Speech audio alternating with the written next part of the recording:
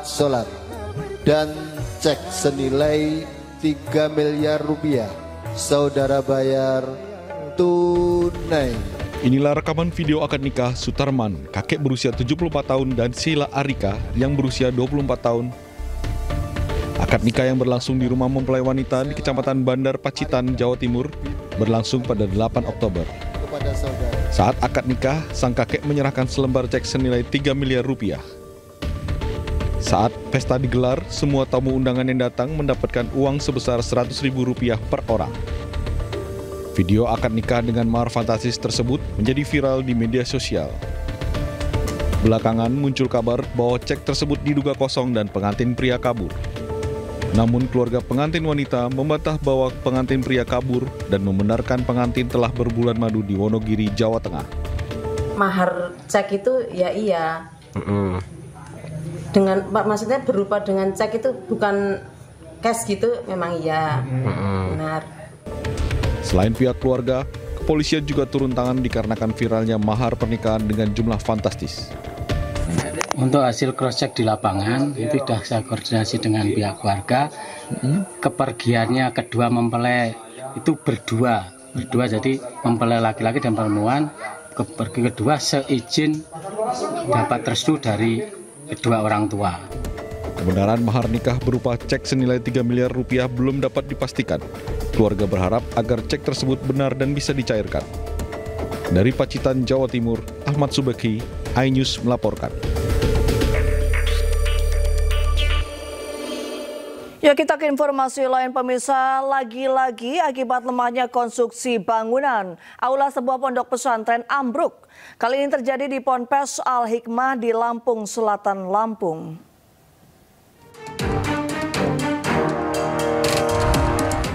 Insiden mengejutkan terjadi di Desa Jati Agung, Lampung Selatan. Aula pondok pesantren Al-Hikmah tiba-tiba ambruk saat masih dalam proses pembangunan. Bangunan yang baru mulai didirikan ini ambruk hingga rata dengan tanah akibat kegagalan struktur penyangga dalam menahan beban konstruksi. Saat kejadian berlangsung, tidak ada santri maupun pekerja yang berada di lokasi sehingga tidak menimbulkan korban jiwa. Sementara puing-puing bangunan yang berserakan menandakan lemahnya pengawasan konstruksi di lingkungan pesantren. PLT Kepala Kantor Wilayah Kementerian Agama Provinsi Lampung Erwinto menyampaikan aula ini memang masih dalam tahap pembangunan. Meski tidak ada korban jiwa, Erwinto menegaskan pentingnya memperhatikan keselamatan struktur bangunan di setiap pesantren. Berkenaan dengan hal tersebut, saya selaku pelaksana tugas Kantor Kementerian Agama Provinsi Lampung menghimbau pertama kepada seluruh pondok pesantren yang ada di Lampung untuk melihat kembali, mengkaji kembali bangunan-bangunan yang ada di lingkungan pondok masing-masing. Kemudian jika akan membangun, hendaknya melibatkan tenaga teknisi, mungkin dari PUPR ataupun dari swasta, agar konstruksinya benar-benar aman.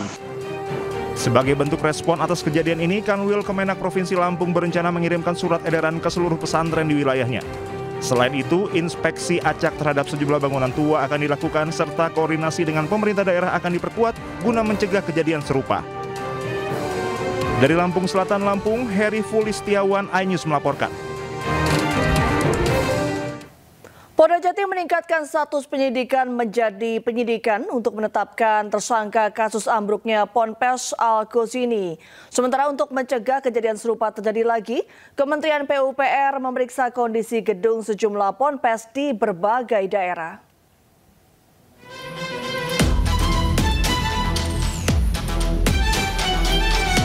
Polda Jatim telah meningkatkan status penyelidikan menjadi penyidikan dalam kasus ambruknya musola pondok pesantren Al-Ghazini, Sidoarjo. Dari hasil penyelidikan sementara, ambruknya bangunan diduga karena ada unsur kelalaian. Untuk itu, polisi menjerat dengan 2 pasal yang akan disangkakan, yakni pasal 359 KUHP dan atau pasal 360 KUHP tentang kelalaian yang menyebabkan kematian dan atau luka berat. Kapolda Jatim pun menyatakan bahwa tidak ada yang kebal di mata hukum. Siapapun yang bersalah akan dihukum. Kan kami manggil dulu keterangan-keterangan dari saksi-saksi. Nanti semuanya pasti akan mengarah kepada siapa yang bertanggung jawab di situ. Semua itu ada mekanismenya dan kami pun sudah melaksanakan prosedur-prosedur itu.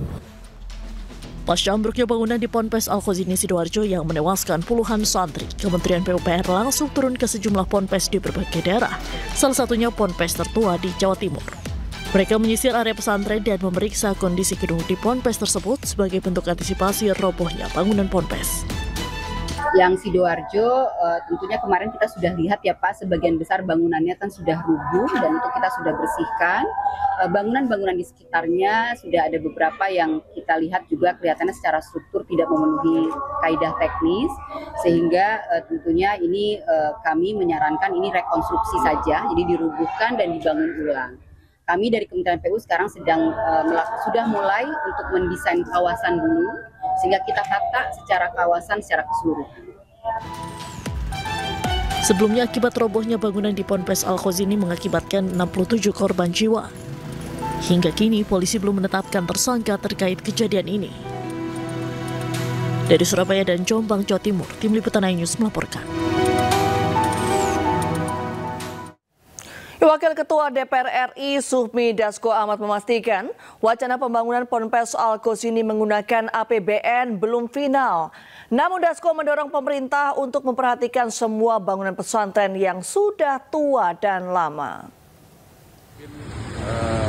Masih belum pada satu kesimpulan, tapi pada intinya DPR RI akan mendorong juga pemerintah untuk memperhatikan bangunan-bangunan pesantren yang sudah lama dan tua untuk supaya dapat dibantu untuk mengantisipasi supaya tidak terjadi lagi hal-hal seperti yang kemarin terjadi.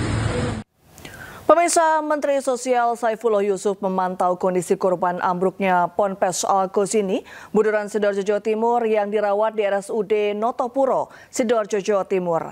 Mensos memastikan pemerintah memberikan pendampingan medis bagi para korban.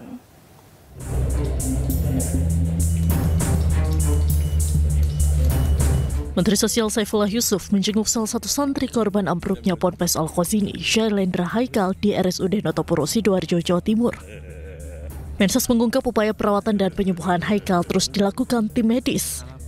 Setelah menjalani proses amputasi terhadap salah satu kakinya, Haikal yang sempat viral di sejumlah media sosial karena mampu bertahan hidup 3 hari di bawah reruntuhan bangunan ini, kini kondisinya semakin membaik. Keinginan korban untuk mendapatkan kaki palsu langsung dipenuhi. Mensos Saifullah Yusuf menegaskan selain kaki palsu, pemerintah juga akan melakukan pendampingan kepada orang tua korban dalam merawat korban yang mengalami disabilitas akibat musibah Ponpes Al-Khozini yang ambruk Senin 29 September lalu. Jadi alat-alat bantu tidak hanya kaki palsu, nanti ada juga misalnya kursi roda atau apa gerak, itu semuanya akan dibantu. Tapi lebih dari itu yang lebih penting adalah perlindungan dan jaminan sosialnya. Sampai kita tadi diskusi tentang kebutuhan-kebutuhan keluarganya, kebutuhan-kebutuhan orang tuanya untuk bisa menemani, membimbing putranya yang sekarang penyandang disabilitas. Menurut rencana setelah luka kakinya sembuh, Haikal santri asal Probolinggo, Jawa Timur ini akan menggunakan kaki palsu yang disediakan gratis oleh pemerintah. Pemerintah juga akan menjamin pendidikan dan kehidupan Haikal hingga tuntas. Dari Sidoarjo, Jawa Timur, Pramono Putra iNews melaporkan. Ya, kita beralih ke informasi lain, pemirsa. Kejaksaan Agung merespon pernyataan kuasa hukum relawan Jokowi, Sylvester Matutina, yang menyebut kliennya berada di Jakarta. Kejagung pun meminta kuasa hukum untuk membantu menghadirkan Sylvester di Kejaksaan Negeri Jakarta Selatan.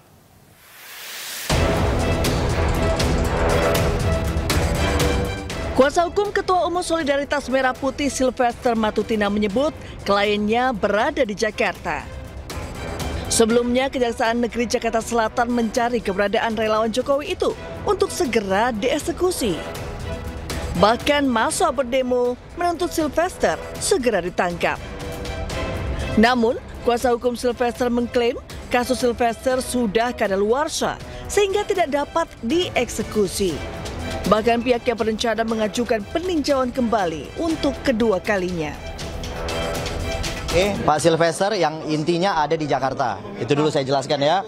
Intinya ada di Jakarta terkait dengan eksekusi yang akan dilaksanakan oleh Kejaksaan. Sebenarnya aliansi dari Aruki itu telah menggugat Kejaksaan Negeri Jakarta Selatan di Pengadilan Jakarta Selatan dan jelas gugatannya ditolak. Artinya apa? Eksekusi tidak perlu dilaksanakan lagi. Itu yang perlu saya sampaikan. Terkait dengan referensi hukum yang bisa saya sampaikan terhadap perkara Sylvester Matutina, bahwa jelas pasal yang menjerat Pak Sylvester telah kadaluarsa. Oke, menjalankan putusan terkait dengan undang-undang hukum pidana yaitu pasal 8485 bahwa peristiwa tersebut telah kadaluarsa dan tidak patut untuk dieksekusi lagi.